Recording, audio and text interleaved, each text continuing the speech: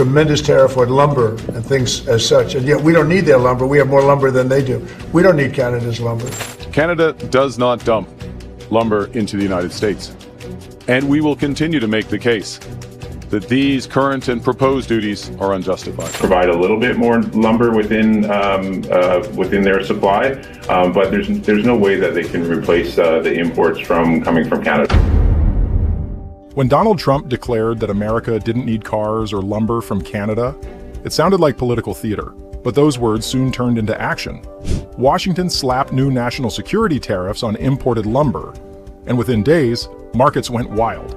Lumber prices soared past $650 per 1,000 board feet, the highest in years, and the shock rippled straight into America's housing market. Here's why that mattered. The U.S. imports about 1/3 of the lumber it uses, and nearly 85% of that comes from Canada. So, by taxing those imports, the government had effectively targeted its own supply chain. Builders halted projects. Home prices jumped. Analysts from Brookings and the National Association of Home Builders warned that every $10,000 increase in housing costs could push millions of Americans out of home ownership entirely.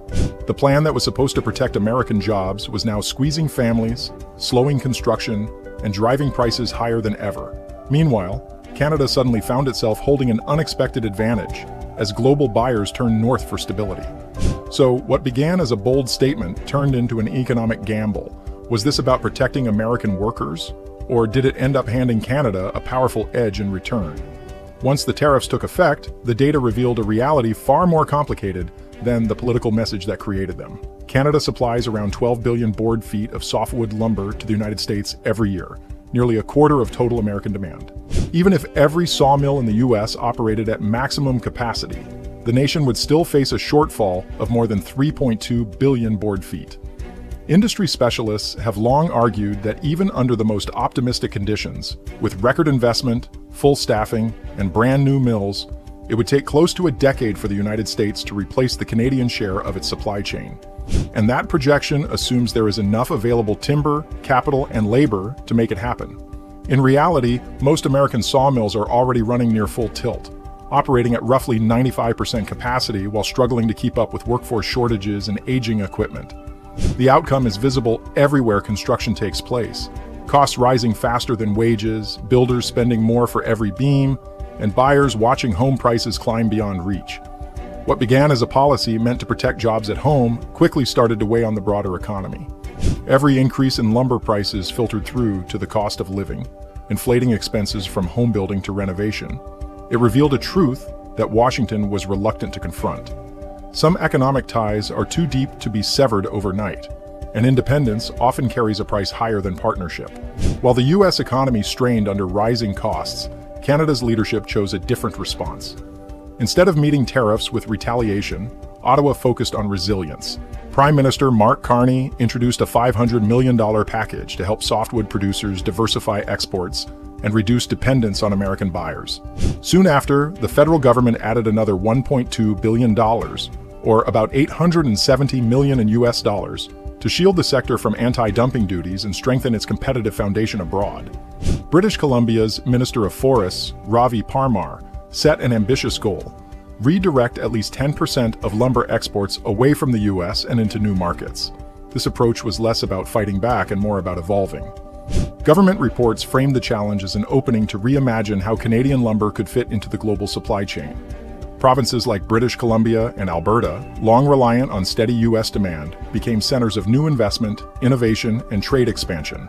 Infrastructure projects, grants for modernization, and overseas trade missions turned the short-term crisis into a catalyst for transformation. As Washington raised barriers, Canada began building connections, positioning its lumber industry not only to survive, but to thrive in a new era of global competition. The contrast between the two neighbors grew sharper as months passed. For decades, nearly 90% of Canadian lumber exports had flowed south into the American market, a reliance that seemed unshakable. But the tariff shock fractured that pattern. Canadian producers began expanding into new territories: South Korea, Vietnam, India, Australia, the United Kingdom, the European Union, and emerging markets across the Middle East and North Africa. Japan, once a secondary customer, increased its imports by roughly 26% in early 2024, signaling renewed confidence in Canada's stability and reliability. Further trade deals with Germany and South Korea added momentum, securing Canada's role in the Asia-Pacific as a trusted and environmentally conscious supplier. At home, major forestry and logistics companies invested heavily in upgrading port facilities at Vancouver and Prince Rupert to handle rising global shipments. Each container that left Canadian shores now represented more than a trade transaction. It marked a turning point in how the country viewed itself within the world economy. Canada was no longer a supplier tied to one market. It was becoming a player on the global stage. Across the border, however, the story took a different turn. In the U.S., stalled housing projects, mounting material costs, and supply shortages began to dominate the headlines.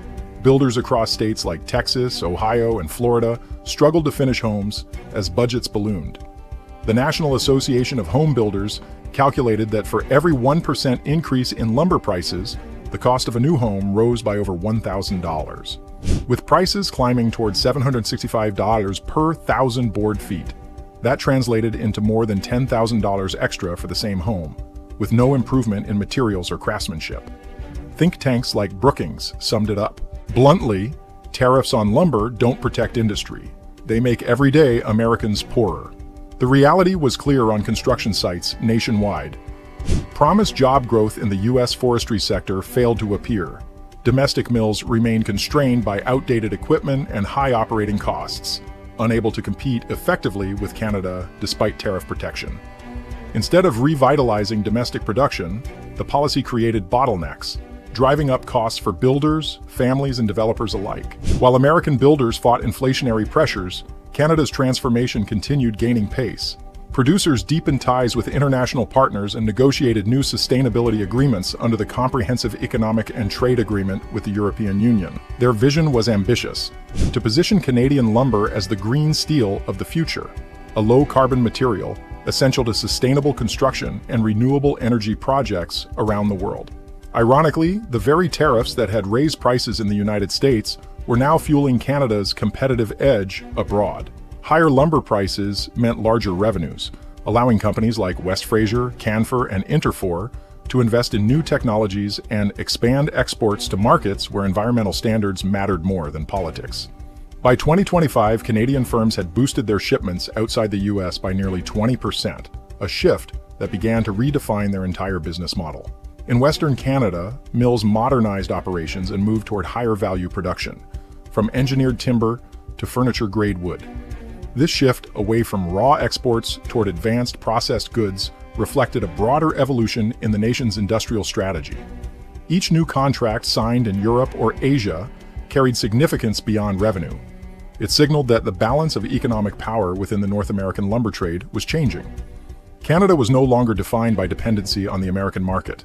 It was setting its own course. Meanwhile, the U.S. construction industry faced growing turbulence. Rising lumber prices pushed housing affordability further out of reach. The supply gap widened as domestic production failed to keep pace with demand. Builders were forced to delay projects, adjust plans, or abandon developments entirely. For many families, the dream of homeownership slipped further away. By mid-2025, economists noted that the tariff policy had backfired. Instead of securing American jobs, it had weakened one of the economy's most vital sectors. The expected resurgence in U.S. forestry had not materialized, and the price pressures were now spreading beyond housing into broader inflation metrics. Lumber had become a symbol of a deeper problem: how protectionist measures intended to defend national interests can sometimes end up harming them. In Canada, the benefits of adaptation became increasingly visible. Exports to Asia and Europe continued to grow. Federal incentives helped provinces recover from the downturns of 2021 to 2023, reopen mills, and modernize equipment. Trade data showed that the country's share in global lumber exports had climbed steadily, edging closer to major European producers. According to RBC analysts, if current trends persist, Canada could become the largest lumber export hub outside Northern Europe by 2027. This shift wasn't merely about economics. It reflected a broader realignment of influence. In a world reshaped by supply chain disruptions and geopolitical uncertainty, reliability had become its own form of power.